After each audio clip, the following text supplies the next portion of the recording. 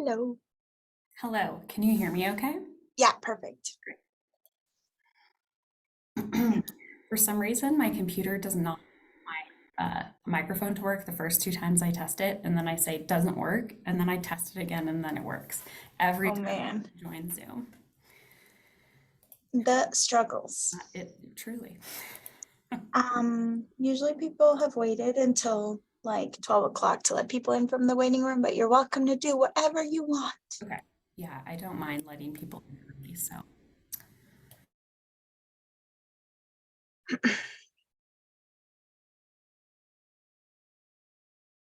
I'm gonna have the data week flyer open. Or do you have on your slide, do you have an intro slide or should I share them? I don't have it showing the other sessions, but I can pull it up. I can pull it up, don't worry. I'll just share my screen while I introduce you if that's okay.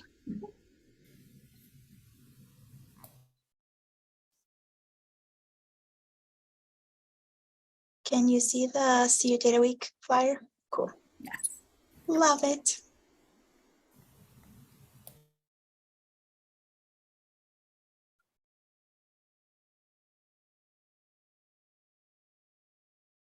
I'm gonna figure out how to turn off the bell.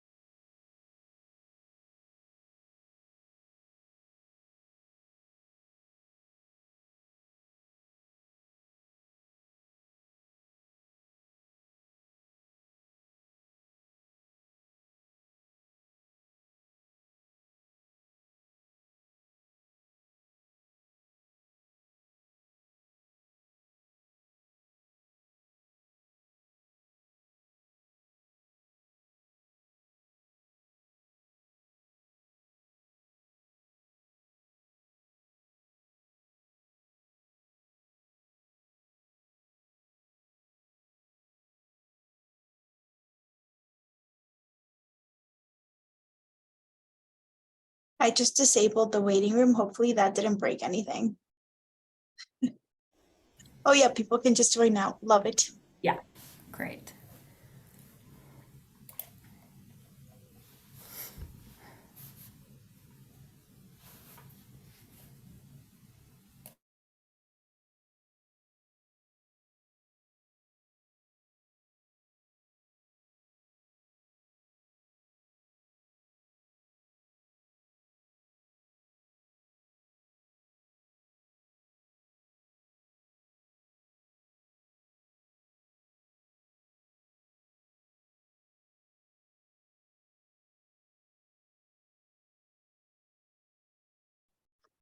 All right, I'm gonna go ahead and get started as people kind of trickle in. Welcome to CU Data Week. We're super excited to have all of you here. We have quite a few different lectures throughout the week, mostly from 12 to 1 or 5:30 to 6:30. We're teaching everything from data management in SAS, like Lauren is teaching today, or data management in R, statistics, tables, etc. So feel free to join any and all of these lectures that you would like. They're all free for attendance. And then also for every class you attend and you sign the attendance sheet, which I will be sharing a link to later on during Lauren's talk, for each session that you attend, you get entered into a raffle to win either an iPad or a Garmin activity monitor or wireless headphones. So don't forget to sign the attendance before you leave. Now it's my pleasure to introduce Lauren. Lauren and I work at the Center for Innovative Design and Analysis. Lauren was once my student learning how to code in SAS, and now she is teaching SAS, so I'm super proud of her. So Lauren, take it away. Thank you, Lala. I'm going to take over the screen share. All right. Welcome, everyone. As Lala said, my name is Lauren, and I work here at the Center for Innovative Design and Analysis. Can you see my PowerPoint? Yes, but you're not in presenter mode. Okay. How about now? That's perfect. All righty. Awesome. So today I will be giving my talk regarding basic data management using SAS. And as Lala said, there are multiple sessions throughout the week that either build on SAS programming or R and other programming essentials. So be sure to join other sessions as you can. Today, I am going to be discussing a variety of topics regarding SAS. I'll cover what SAS is, how to access different SAS products, the various data types and operations used within SAS, how to set our working directory, how to import our data, cover some SAS programming basics, and then we'll discuss a bit about variable creation and transformation, and finally, we will discuss how to export our data. As we go throughout the presentation today, I do have some predefined stopping points for questions, so please hold your questions until those moments and you can unmute yourself and ask out loud, or you can put them in the chat as we go through and we'll reference back later on. So what is SAS? SAS stands for the Statistical Analysis System, and it's a suite of analytics software that has been around for quite a few decades. It allows us to work with our data, and it allows us to work with our data in a few ways. We can access our raw data sources, we can manage and manipulate that data, we can analyze that data, and finally, we can create reports. Base SAS is the foundation for all of the SAS software products, and it provides a flexible programming language. It gives us a choice of different programming interfaces, and it allows us to have a really large selection of programming procedures, or they're also called procs, in order to accomplish a huge amount of different goals. So how do we access SAS? The first option is called SAS On Demand for Academics, which is also called SAS Studio, and it's what I will be using today for this seminar. It is a free cloud-based programming environment. It's great for new users because you can log in and access it from any browser. However, there are a few downsides. It only allows for a 5 gigabyte memory limit, and also there are some different limitations regarding what can be done in there. However, as new programmers or even intermediate programmers, it's a great option. And the 2 links below will allow you to set up your profile and to access the studio environment. So next is the SAS licensed version. This is a windowing environment that is a paid user license, and it's what myself and my colleagues use day to day as professionals in the programming and data analytics world. And finally, there's SAS Enterprise Guide. This is a point-and-click user interface, so it's great for new programmers who work in an enterprise corporate type environment, and anyone can download that too, but it is also paid.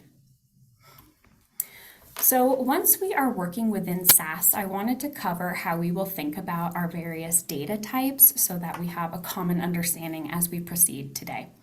So in SAS, we can think about data in 2 ways, or that we have 2 types of data. The first type is character data. This means that the data is considered a string and can include any combination of alphanumeric and a special character type values.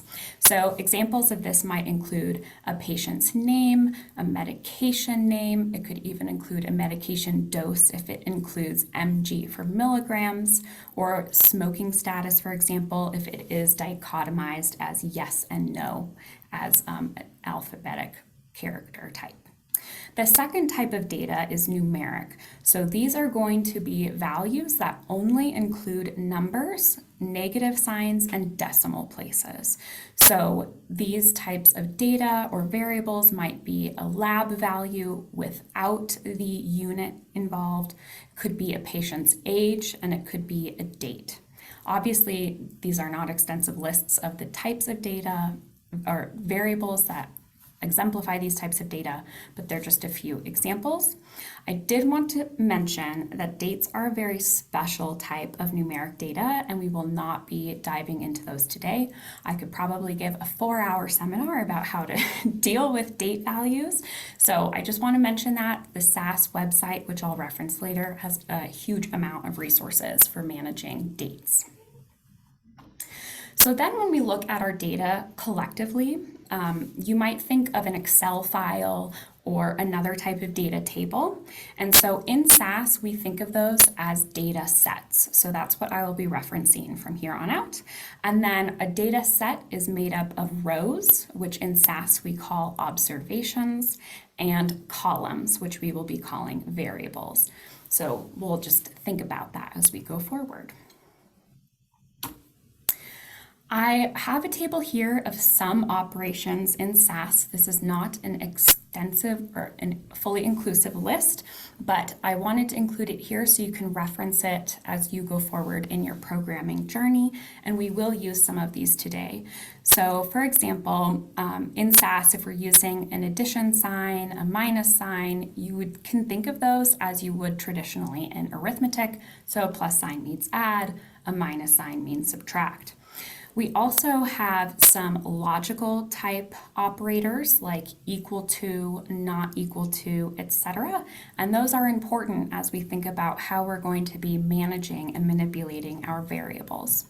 I link at the bottom the original source online to the SAS documentation that covers all of the different operations and explanations for them. So you can download my PowerPoint later and you can reference this in the future.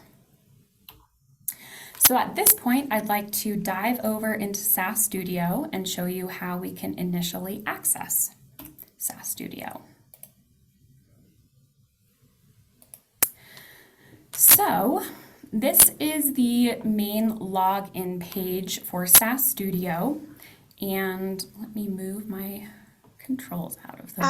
Lauren, you're currently still showing the PowerPoint. Oh, okay, let's.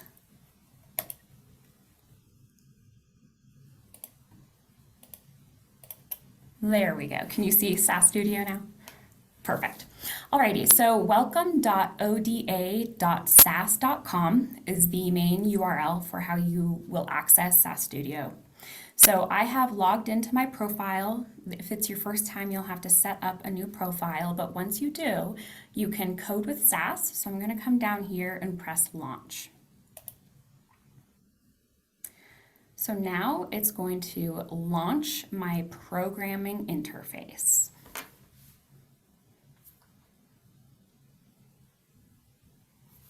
Perfect. So my interface is now in view, and I'm going to show you a little bit around this whole user interface. So over on the left, we have a like a file structure, folder access area where we are going to set up our cloud-based folder structure. We also have access to some other utilities. I'd like to point out libraries. This will be important in the future as we continue to work within SAS. The main part of the screen is your code section. So this is going to be where we can interact with SAS and type in our syntax for coding, submit our code, and then be able to generate results.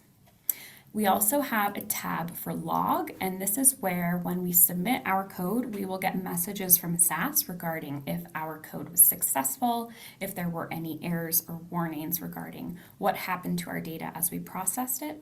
And finally, we have a results tab. So once we do submit code and we're generating some sort of temporary report or summary statistics, they will pop up here. And then I'd like to show you a little bit about within my code. At the very beginning, you can see here that each line of code is numbered, and lines 1 through 13 are what are called a program header.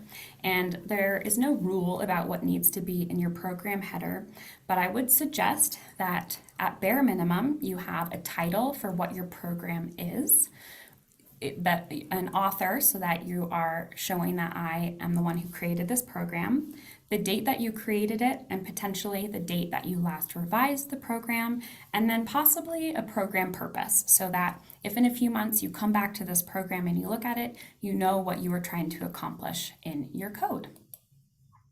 So I'm going to stop here momentarily and see if there are any questions about what we've covered so far.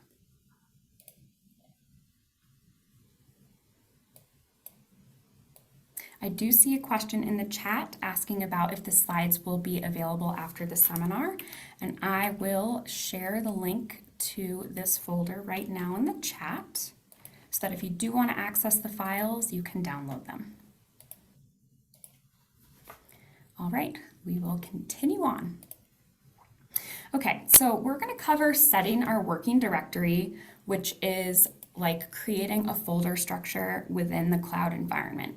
I have to say that this is probably the hardest part about working in SAS Studio. So if you feel a little overwhelmed now, feel free to come back to this program, look at the steps that I have outlined here, and get into practice with it. But once it's set up, you won't have to worry about it again, at least for the purposes of this program. So, setting our working directory, we need to create a duplicate of what you might think is in your local drive. So let's say you have a folder that has your raw data in it. We need to be able to import that raw data file into this cloud computing environment. So we're going to do that here in our Files Home section of the Server and Files folder. So what I'm going to do is on my Files Home, I will right click and I'm going to come down to New, and we're going to create a new folder. So today I'm going to call this Practice, and then I can save. So I now have a new folder called Practice, and this is going to be my parent folder for whatever this project might be. I next want to create some sort of folder that is going to hold all of my raw data. So I'm going to again right click on that folder and create New, and I'm going to call this Data Raw. So this is going to be the folder that I import all of my raw data files into. They might be Excel files, CSV files, whatever the type, I'll be importing them here.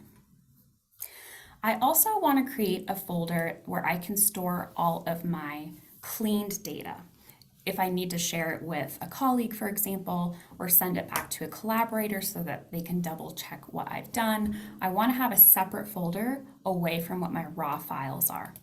So I'm going to come back to my parent folder Practice, I'll right click and create a new folder, and I'm going to call this Data Clean. So I now have my parent folder Practice with 2 subfolders in it that are going to house our external data sources. So now I need to get my data into these cloud folders. So to do that, I will right click on Data Raw. I'm going to come down here to Upload Files. So when I come to upload files, I'm going to choose, and I can select from my computer, and I'm going to choose the raw files for today. So in the OneDrive link I shared earlier, you'll find the birth weight data set, so we're going to be using that today. And I have 2 versions. One is a CSV, so I'm going to upload that, and one is an Excel file.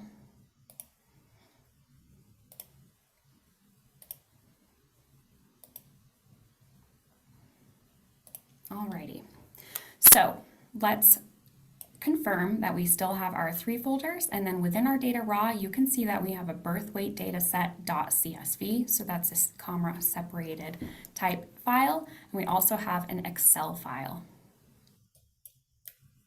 which is what we wanted. So at this point, we have set up our working directory of the cloud-based folders. At this point, we need to be able to tell SAS how to interact with these folders, and that is going to be through SAS libraries. So once we're manipulating our data, they're no longer going to be in the form of a CSV or an Excel file. They're going to be a SAS extension type file, so a SAS data set. In order to be able to interact with those data sets, we need to have them stored in these SAS libraries. Also like a SAS file specifically for SAS. Again, this is very confusing, so I'll be happy to answer more questions later if you're a little confused. Within SAS, we can come down here to the libraries and we can choose My Libraries. So right away, we haven't set anything up. All of these folders are automatic every time we log into our SAS profile. The one I'd like to point out in particular is the work library. So as we continue to program, anything that we write in and out of the work library is going to be temporary. Once we sign out of SAS Studio and log back in, anything from our previous session that we had stored in the work library will be deleted. So this obviously has its pros and cons. If you're trying to work with data and you're just testing different things, it's great to use the work library because you don't want it being added into your storage.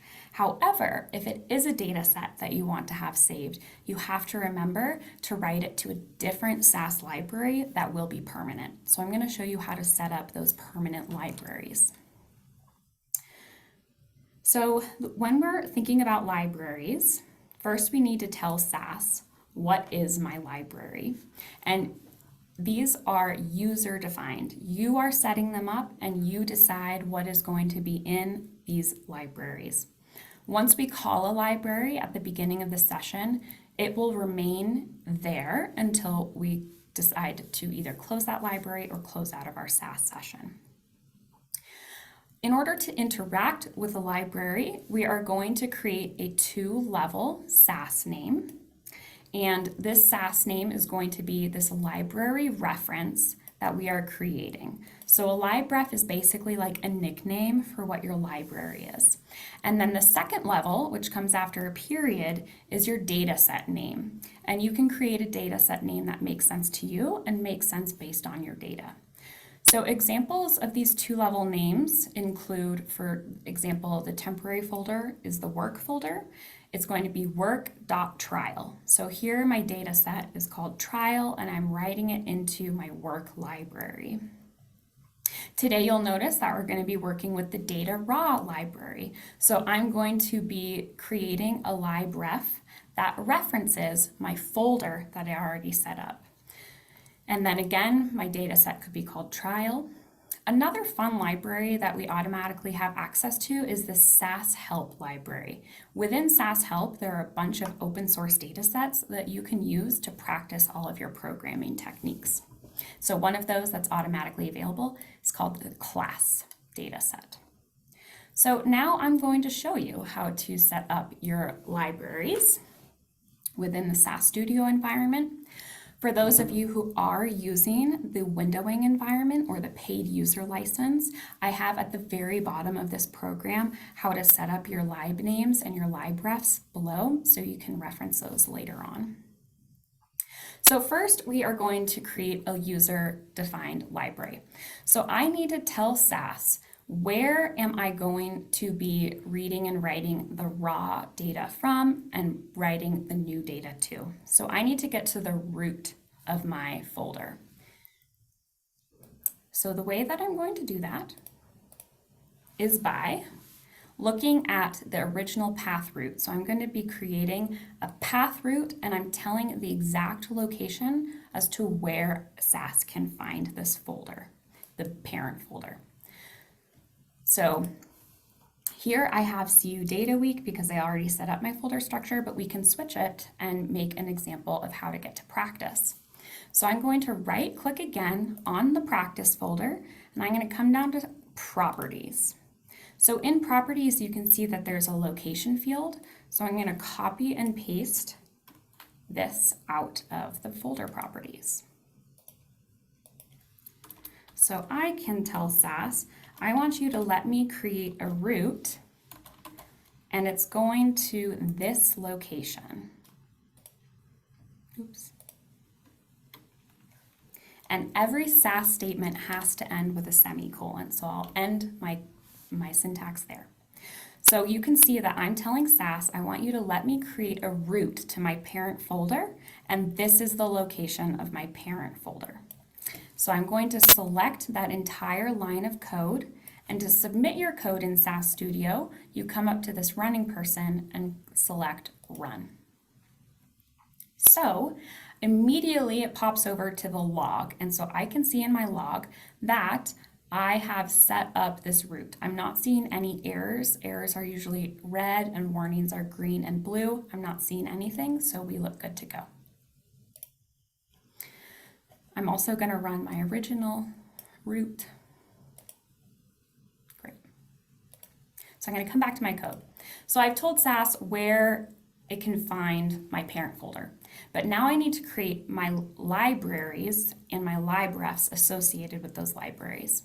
So to do that, you begin with a lib name statement, which is here in blue, and that is telling SAS, I am creating a library named, and then the following argument is my new nickname for this library. These can only be 8 characters so long, so we need to keep that in mind. You can't have a really long name. And so I'm going to create a new library that I'm calling data raw. And then in quotation marks, you're going to put your shortcut that you just created in this let statement up here, followed by a / and then the folder name. So if we're thinking about this, we can see that my shortcut is saying and path root. So when I look back up at my let statement, you can see that I'm going to be writing this library into my CU Data Week folder, not the practice folder. So I'm going to select this statement. I will submit that statement. And we can see here that I have a library reference that is called data raw, and it was successfully assigned to this location.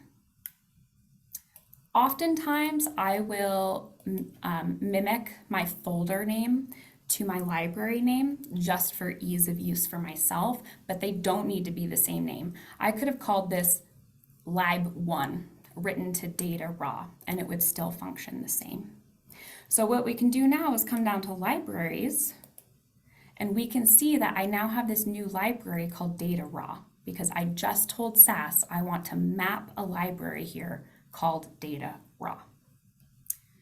Last, I'm going to create, just like I did, a clean data set folder. I'm going to create a clean data library. Again, I have my lib name statement. I have my new library reference name, which I have to abbreviate clean because it can only be 8 characters long. And then I have my path route and then my final folder title. So I can select this whole row of code, submit, and again, I can see that my libref was successfully assigned. And I can check that it was written to the correct folder. All right, I'm going to check that my library was referenced, and we can see here now that I do have my data clean folder or library written here. So I can now see that I have my 2 libraries, and so at this point, we're ready to start interacting with our data. This is very complicated. Once you get a hang of it, it's like second nature, but it definitely took me a little bit of time at the very beginning to understand how I was interacting with the cloud environment in relation to data that I needed to import and export. So we can definitely touch base on this later on. Alrighty. Next is the exciting part. We can actually read in our raw data. This is what we need to actually move forward. So within SAS, there are going to be multiple types of procs or procedures. And in this instance, we are trying to import an external data file that we've imported into our cloud environment. So the way that we accomplish this is by using a proc import statement, which includes the data file, and this is going to be the path of where this file lives in our folder structure. So remember, we imported our data into our data raw folder here. I'm going to be working now for the rest of the session in my CU Data Week folder, but they're identical. So in my data raw folder, we can see that I do in fact have my .csv file. So that is the file that I'm trying to import as a CSV to be created into a SAS data set. So I have my raw data file. I want to write this file out as a new data set, so I'm going to then use my two-level libref. So I have my libref where I'm saying I would like this file to be written into my data raw folder, and I would like my new data set in SAS form to be called birthweight_C. DBMS is telling SAS what kind of file is this, so it's a CSV file. And the replace option is simply saying, if I've imported this file before, I want you to replace it. Get names is telling SAS that the first row in my data set includes variable names. So don't treat that as an initial observation, treat it like my variable names. And finally, the guessing rows option is telling SAS that I want you to look at the first 150 observations in order to determine what my variable type is. So look at the first 150 instances of variable 1. If they only include numbers, I want you to treat it like a numeric variable. So this is helpful when you might have some really messy data and you're just making sure that you're not basing your data type on just the first few imported observations.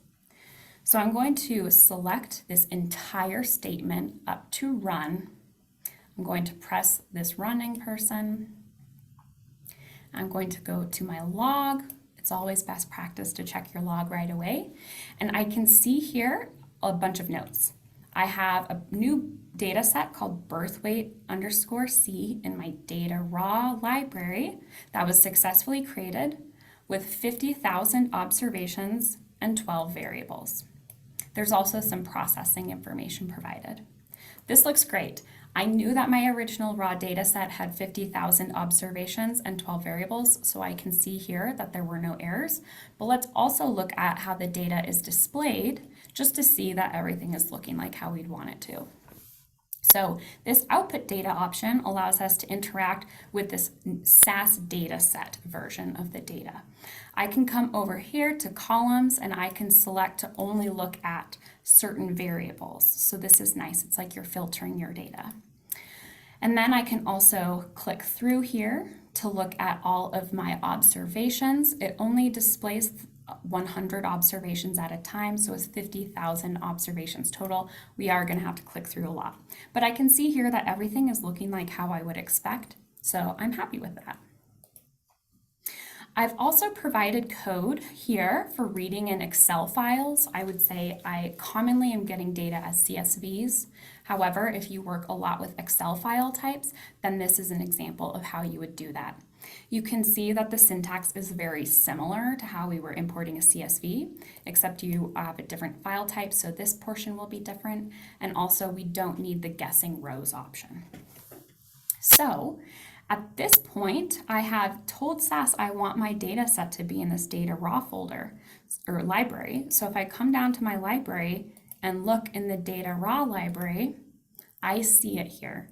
This is what we spent all that time at the beginning doing, is setting up our interaction between the cloud folders and the SAS libraries so that now the SAS version of data will live within these libraries. It's a long-winded way of just setting up your basic folders. So I want to pause and take any questions you might have at the moment. Hi, I know that you said that you had 50,000 observations in this data set. And I was just curious if the 150 that you used for the guessing rows is what you would use just for such a large data set. Like, for example, I usually work with smaller ones. So say there's 100 observations, I'd probably just put 100. But I was wondering if there's any specific way or reason why you put 150. Yeah, so I would say the biggest consideration once you're working with larger files is that it just creates longer processing times. So in smaller data sets, I actually set it to the max option for maximum, and it will look at every single record in order to determine your variable types. But with larger data sets, I usually restrict it just so that my computer isn't taking a really long time to read in the data set. Perfect. That makes total sense. Awesome. And then one follow-up question was just, why is there no guessing row for the CSV? For the Excel files? Oh, sorry, the Excel. Yeah. Yeah, that's a great question. I don't know the answer, but I could look it up for you and get back to you. Cool. Thanks. That's all I have. Yeah. Anything else about reading in or mapping our data? Nope. Okay, great. I'm going to continue on just for the sake of time. So I'm going to cover a few programming basics. I have this link here to this SAS documentation. SAS's documentation, I think, is one of their big benefits in relation to some other programming interfaces. It's very extensive and very detailed, and so I reference SAS documentation multiple times a day as a programmer. So definitely get used to searching for different things within the SAS website, and this is just an example of the main homepage. I could type in figuring out how to run a linear regression, and it will pull up the options of how I could complete that in SAS. So I would say get used to support SAS's website. So overall, SAS is simply a sequence of steps, and we're going to think about our steps in two ways. We first have data steps, and this is where we can create variables and we can manipulate our data sets. And then next we have proc steps, or our procedures, which we just did in order to import our data. And there are hundreds, if not thousands, of different procs we can use to accomplish our different goals. So I have examples here. This is a data step. You can see we begin with data and would continue on with our code. We always end with a run statement. And then we have our proc here. This is just an example of how to get contents, which would then print out a list of our variables. And you can see that these are going to be basically the minimum way that we have steps in our programs. So these are considered step boundaries, where the beginning of a data set step or the beginning of a proc step is the first of our step boundary. And then we can tell SAS that it's the end of our step in two ways. We either end it with a run, like the two examples above. There are very few instances where you might need to use a quit statement instead. And then the other way that SAS can figure out that it's the end of a step is by encountering the next step, like the next data step or the next proc step. However, I would highly recommend you are always using explicit endings, the run or the quit. And that's just from experience. Sometimes things can take a really long time, or they will continue running in the background and you won't know, and it can be really frustrating because things just start happening that you don't want. So I would say always use a run or quit statement. So a little bit more to overview just code in general. SAS is not case specific, unlike some other code options like R. So when you're talking about a variable, I could have the variable name in all caps, I could have it in camel case, I could have it in lowercase, and I can change it throughout my program, and SAS is still going to know what I'm talking about, assuming that I've spelled it the same. The only instance where SAS is case sensitive is when we have put text within quotations, and this includes both double quotations and single quotations. And regarding indentation and spacing, there are best practices, but there are no hard and fast rules. So typically I like to have a new line for every statement, and statements are those that end in a semicolon. I like to put a spacer line between steps. So that's where up above I have my two examples of a data step and then a proc step. You can see that I have a spacer line here. And that's just for ease of reading my program. As we are taught over and over, code is meant for humans to read. So try and make it easiest for you to be able to read. And then finally, I will indent statements that are nested within the steps. And you'll see that as we continue through the code. So at this point, I'm going to share what our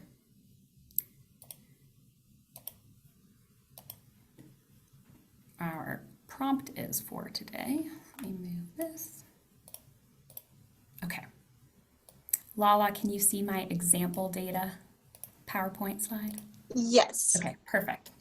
So today we're going to pretend that we have met with an investigator and create some variables in the code based on our conversation. So we've met with an investigator and they are looking at the relationship between multiple factors of mothers and babies from a maternal and neonatal health study.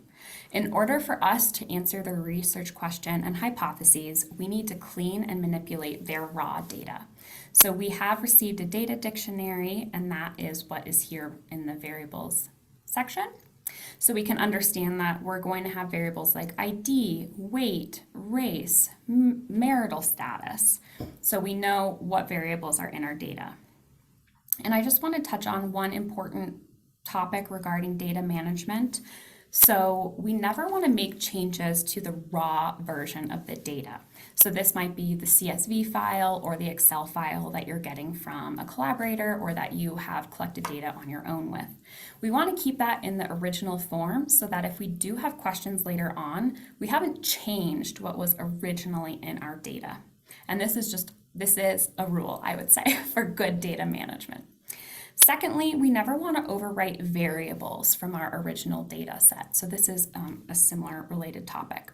If, for example, we have a range of values and we wanted to dichotomize those values, if we overwrote the original raw version of the data, we would have essentially deleted or wiped away the raw version, and we would never be able to go back and reference it if for some reason we wanted to include it as the original form.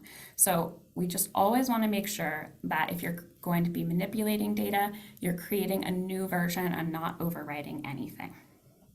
If you have questions about that, I would be happy to talk more at the end of the session. So now we're going to go back into our SAS program and we're actually going to try and update these variables so that they're usable for the research questions. So a common thing that we need to do with our variables is convert one that was imported as a numeric value, but we want to treat it as character or vice versa.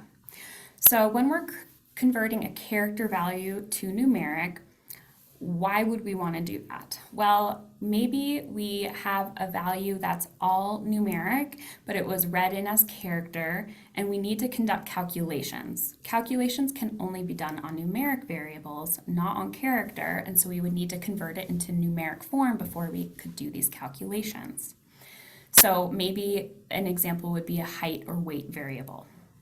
So the way that we accomplish that is through this really cool thing called a function. And in this case, it's our input function. So we're going to tell SAS that I would like to create a new variable, and I'm going to use this input function to convert the old variable, and here would be the name of the old variable, and then the length of the original variable. So let's say it was height, and height was stored as a 3-digit or a 3-character length character variable. You would say here that the length was 3, period, and then you end with your semicolon. So if I ran this within a data step, SAS would know that I'm trying to create a new numeric variable because I've used this input function. Alternatively, if you're trying to convert a variable, from numeric to character, we have another function to accomplish that goal. So in this case, why would we want to convert a numeric variable to character? Well, maybe we want to retain the number, we're not using it for calculations, or we need to treat it as a categorical type variable. So some examples might be a zip code. We're not really thinking about that number as a manipulatable number, so we need to, if you convert it to character, it won't be changed. Maybe MRNs, a street number, etc. So in this case, the put function is the one that will convert numeric variables to character. You can see that the syntax is exactly the same, except our function has changed. So nested within my function, I've put the old variable name, the length of the variable, and it's going to all become this new variable. So I'd like to show you an example. I have a data step here. Within my data step, I have nested my new variable manipulation. So I want to just take this data step by step to explain. So we're telling SAS that this is a data step, and I'm going to be creating a new data set called birth weight. And where is it being written? It's being written to the work library. The work library is the one instance where we don't need to specify it as a two-level name. If I have work here, it's going to be written to the work library. And if I don't have work here, it will still be written to the work library. This is how we can interact in that temporary library option. So just to be explicit, I will put work here. So then next statement is the set. This is saying where is the data I am going to be using. So our data is in the data raw library. If you'll remember, that's where we wrote our CSV file. And my data set is called birthweight_C. So now SAS is knowing what data am I using and where am I going to be writing my new data set to. This is how we don't overwrite our raw data, by not also having the data raw birthweight_C written up here. So I'm going to be creating a new variable called mom_edu, and I'm using the put function. So what does that tell us? It tells us that we are going to be converting a numeric variable to a character variable. So I had in my raw data set this variable called mom_ed_level.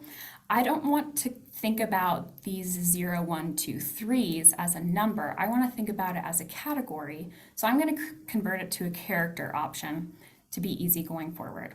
So if I select the whole statement or this whole step and press run, I can see that I now have 13 columns. If you'll remember, we originally had 12. And if I scroll all the way over, this is the new variable here, and we can see that the original values of mom_ed_level in this column are reflected over in this column, but it now is character, and I can check that by selecting it in my variable list. And when I scroll down to type, you can see that the type is character now, where originally mom_ed_level was numeric. So we accomplished our goal. Oh, shoot. So the next step is a little bit more complicated, but this is where the power of programming comes into play. So we can create new variables based on calculations from other variables, we can categorize variables, and we can manipulate the names. And I'm going to show you how to do that here. So we, in our previous step, created this birth weight data set, and now I'm going to create birth weight 2 because I'm not overwriting any of my data as I move forward. So I want to create a BMI variable that is calculated from the height and weight variables from our data set. So the way that I'm going to do that is through a series of if, then, else logic statements. I am going to tell SAS that if my mom height variable is missing, and because it's numeric, missing is delineated as a period, that's just the way that SAS does it. So I would say that's one thing you would just need to memorize regarding SAS.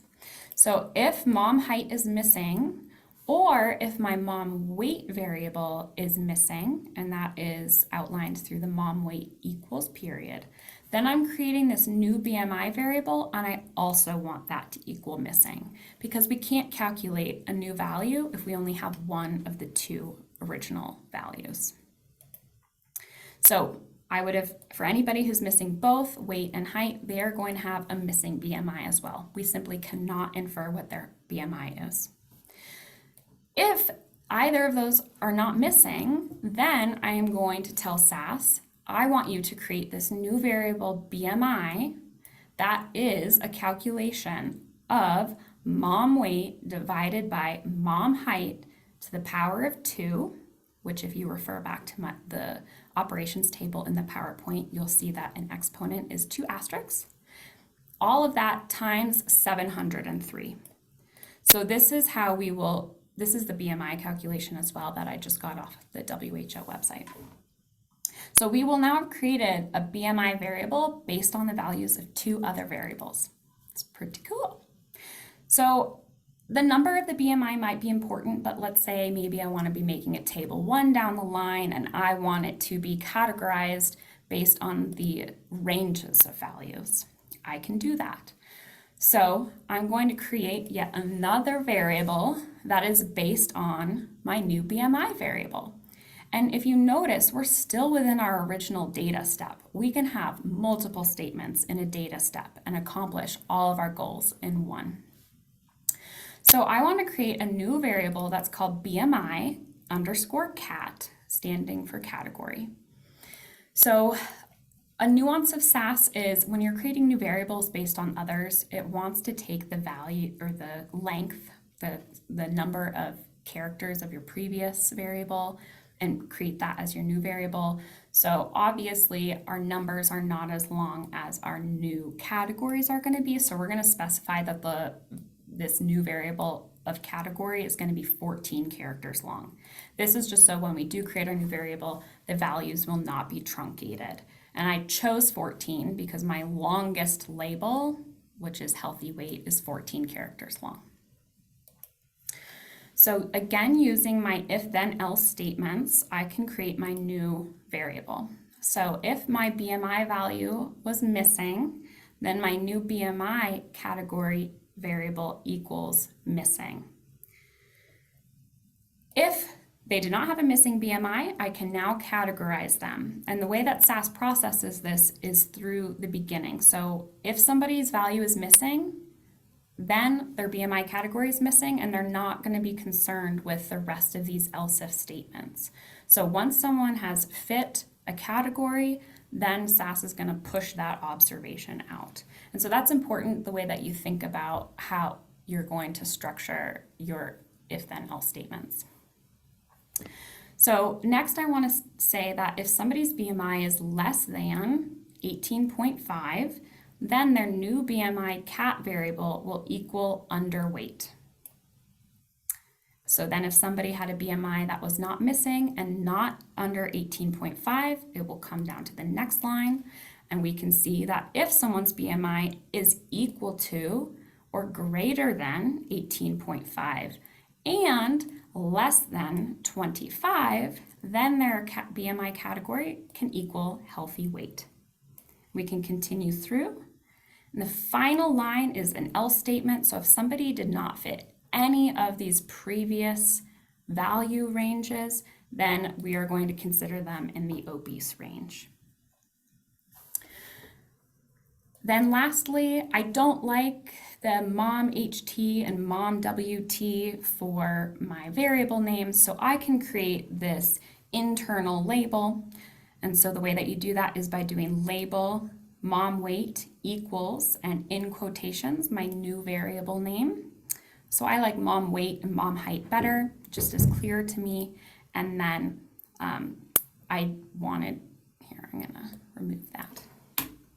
So if I highlight and select this entire step and select run, and go to my log, I can see that I don't have any errors and that I now have 15 variables. So if you think about it, I just created my numeric BMI variable and I created a BMI categorical variable, so we should have a larger variable number here.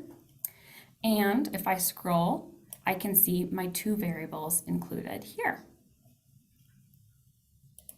So we have accomplished creating those variables. Normally, I would say go look at your values, scroll through, but in the interest of time, I'm not going to do that for this session. So next, we need to create some dummy variables. We want to create some binary indicators for categorization. So we can do that with if then else statements, and also we can do that in a different way, and I'll show you both ways. So I want to create a binary, a binary variable for the baby's weight to create an indicator of if the baby's weight is less than 2,500 grams, which is commonly thought of as being the threshold for being underweight or normal weight. So I'm going to accomplish that the same way that I did with my BMI. You'll notice it's with if then else statements. So if the weight variable equals period, which means missing, then my new variable called low birth weight is also going to be missing. Otherwise, if the weight is less than 2,500, then my new low birth weight variable is going to equal 1. 1 is commonly used as the value for indicating that that observation fits your outcome. And then otherwise, anyone else with any value that's not missing or less than 2,500 grams is going to equal 0. So by these 3 lines of code, I'm creating a new variable called low birth weight that is categorizing people as either having lower than 2,500 grams or other values. Another way that I can accomplish that is with these examples for the race variable. So we have a self-identified race variable, which includes Asian, Black, Hispanic, White, and Native.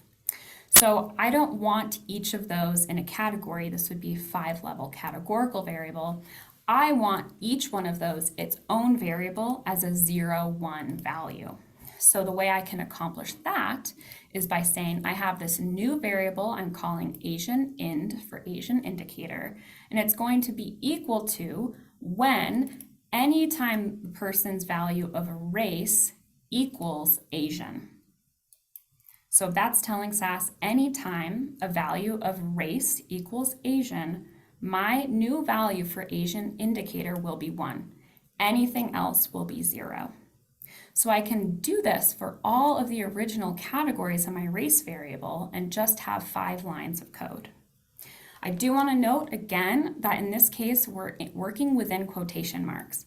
So if your raw data set had Asian in all capitals, you will also have to put here all capitals. Otherwise, it will not recognize the values in the quotation marks. Finally, I'm going to create a label for my new low birth weight variable. I want it to be explicit. Low birth weight is less than 2,500 grams. So I'm going to select this whole data step. I will select run, go back to the log, and I can see I don't have any errors. And then I now see that I have 21 variables. Why is that? Well, we just created 5 new variables to be dummy variables for our race value, and we created this low birth weight. So we added 6 new variables. And if we scroll, we can see that all of them have ended up here. And I can scroll over and we can just look at the first 21 columns. You can see that I should only have a 1 once per these 5 indicators because this first observation, the person identified as Asian. This next person identified as white, etc. So these are really powerful tools for some of the most important and often encountered data manipulation things. So finally, if we wanted to just look at the observations, we can use proc print. This is telling SAS, I want to print out my data set that I just created, but I only need to look at the first 2 observations because this is just a quick check for me as the programmer to see that things are looking the way that they should look. And it will pop up in our results window and we can see the full record for this person with ID 1. We can scroll over and we see all of their values for all of the variables in the data set. Same with person 2. So this is a good way to just check as you're going through your programming. We can also add a title to that printout using a title statement. And so we're going to say, I want a title that is called check data in first 2 records. So I can select that and I'll press run. And now at the top, we can see that my title was included here. And this is nice to just be very clear as you're programming what is in your output window. A title will remain for every step of your code unless you clear it. And the way that you can clear it is just by having an empty title statement. So I'm going to clear it there. I know I'm going quickly through some of these things, but I just wanted you to see examples today. So I have lots of time to answer questions after. So another thing we might want to do for efficiency is drop out variables we know we're never going to use in our data set. So we can accomplish this through multiple ways, and I'm going to show you two here. So we don't really care about the mom weight gain variable, and we also don't really care about the mom age variable. This is fictitious data. Obviously you would care, but just for today we don't. So I can either drop a variable as I'm initially reading it into my data step, and you would put it in your set statement. So I'm telling SAS, when you read in my birth weight 3 data set, I want you to immediately get rid of my mom weight gain variable. I don't need it. And this is really efficient, especially as you get bigger and bigger data sets. Another way that you can do it is by putting it as its own statement within a data step. And so I'm telling SAS here, I want you to drop mom age. And this, you maybe created a bunch of variables within a data step and you just thought, I don't need them, I'm going to drop them. But you can accomplish that here. So when I run this, oops, pardon me. When I run this data step, if we go to the log, we can see that we now only have 19 variables in our data set. And if you'll recall, we had 21 at the next step. So we just removed both mom weight gain and mom age. So that checks out. And finally, I'm going to show you how to export your data set. So we are going to mimic the code that we did for proc import. It's very similar, but now we're using proc export. So we want to take our data set that we just created up here, birth weight 4, and we want to create a CSV file that is called birthweight_clean. So this is my desired new name for my CSV. You'll see that this code is very similar. It's a CSV type, and if I've ever exported it, I want you to replace it again. So I'm going to select and run. I can see that I don't have any errors and it was successfully created. So if I go now to my folders and I look at my data clean folder, you will see that I have this birthweight_clean data as a CSV, and that was accomplished through this export. And then from here, I could right-click on this file and download the file to my local computer and use it as I need going forward in a collaboration. And you can do this for Excel files as well. It's not limited to just CSVs. So I know that we're right at the hour. I'm going to stay on a little bit longer if you have more questions, and I'll also share my email in the chat if you have questions after this. Lala should have posted in the chat the link for the attendance entry. If you enter and fill out the survey after this session, then you'll be entered into a raffle to win some really cool prizes. So I am happy to take any questions now. If you have another meeting at 1, please feel free to hop off. Thank you so much for joining me today, and I hope you have a great rest of your Tuesday.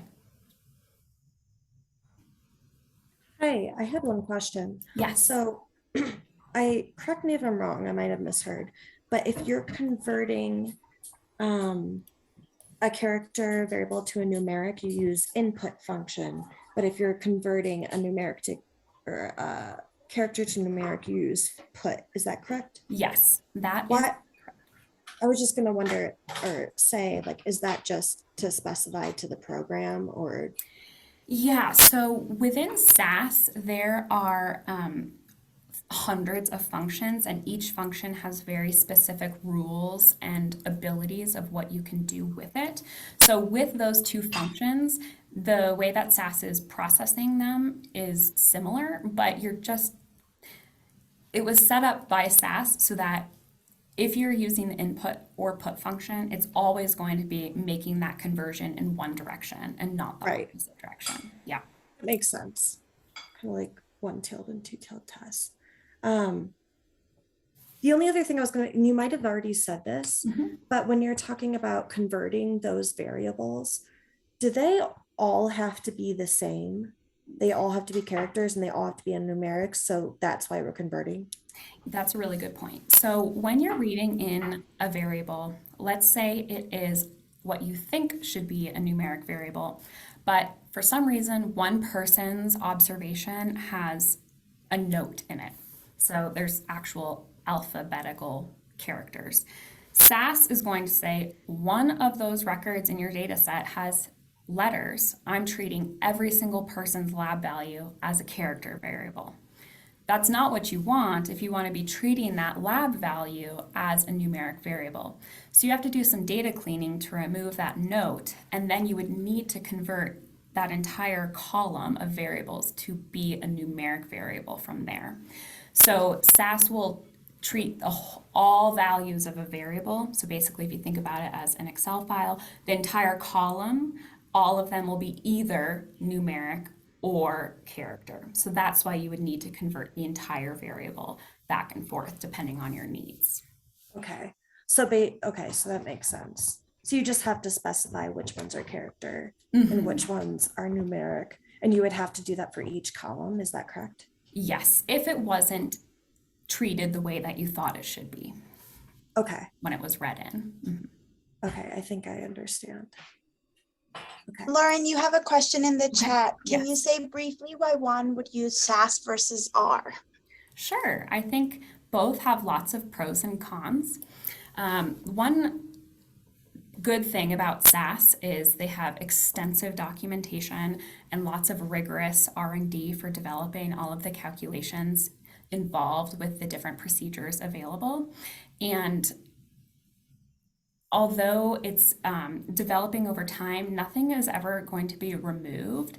So your code is not going to break like it may with other open source type software programming options.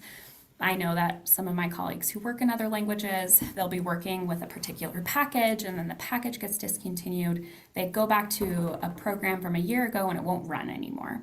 So that won't happen in SAS. I think that's a really big pro of SAS. Also, I think for those of us who are newer to programming, SAS has a very easy way to think about coding. The syntax is really similar to how I think as a human with language, where other programming languages are a little bit more abstract when you're thinking about how to manipulate your data or develop reports. Obviously, there are other pros and cons, but I think those are two important things to highlight. Let's see. Another question you have is, when listing multiple variables, do they have to be separated by a comma? So that's a good thing to point out. Within SAS, you actually don't use commas like you might with SQL. So you actually can separate them by just a space, and it will not run if you separate them by a comma. So that is a nice pro of SAS as well. There are some special instances, but I would say for the most part, you never need to use a comma when separating multiple variables.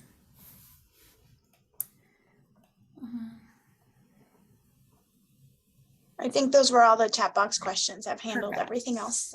Awesome. I'm going to put my email in the chat, so if you have any lingering questions as you either rewatch this or download the program and think about it, please feel free to reach out to me. I really love working in SAS, so I am happy to answer any questions that you have.